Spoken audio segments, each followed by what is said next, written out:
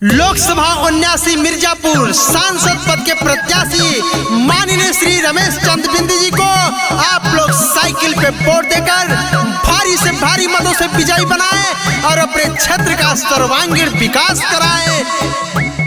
समाजवादी पार्टी जिंदाबाद जिंदाबाद जिंदाबाद। मुलायम सिंह यादव अमर रहे, अमर रहे, अमर रहे। फूलन देवी अमर रहे, अमर रहे, अमर रहे। झूरी बिंद अमर रहे, अमर रहे, अमर रहे। लेस यादव जिंदाबाद जिंदाबाद जिंदाबाद। रमेश बिंद जिंदाबाद जिंदाबाद जिंदाबाद। ताड़ी भैया मोर चुनावा हो, हाथ जोड़ी पड़ता नी पौआ हो, चाचा हो सुना ना। लड़ताड़े भैया मोर चुनावा हो, हाथ जोड़ी पड़ता नी पौआ हो। साइकिल छाप के बटन दबाई हो, रमेश भैया के सांसद बनाई हो, प्यार आशीर्वाद लुटाई हो।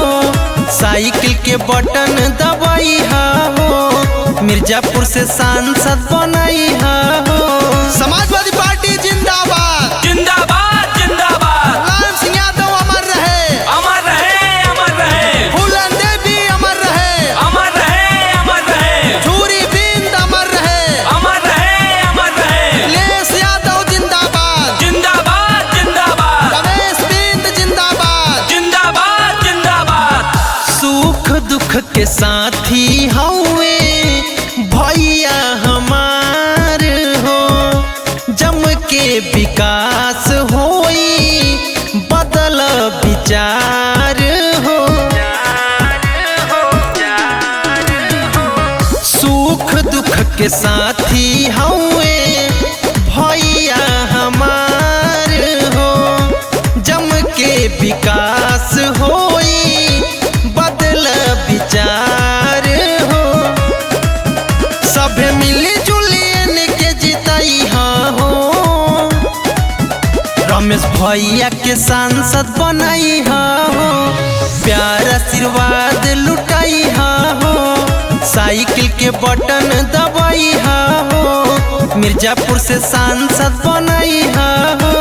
समाजवादी पार्टी जिंदाबाद जिंदाबाद जिंदाबाद। मुलायम सिंह यादव अमर रहे, अमर रहे, अमर रहे। फूलन देवी अमर रहे, अमर रहे, अमर रहे। झूरी बिंद अमर रहे, अमर रहे, अमर रहे। लेस यादव जिंदाबाद जिंदाबाद जिंदाबाद। रमेश बिंद जिंदाबाद जिंदाबाद जिंदाबाद। मिर्जापुर के लाल हवे सेवा इनकर काम हो, शेर पूर्वांचल रमेश भैया इनकर नाम हो।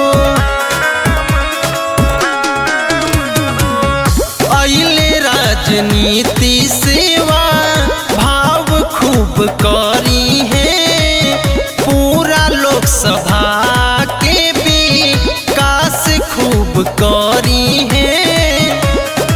पंकज विशाल को है बहुमत देखाई हो, रमेश भैया के सांसद बनाई हो, प्यार आशीर्वाद लुटाई हो।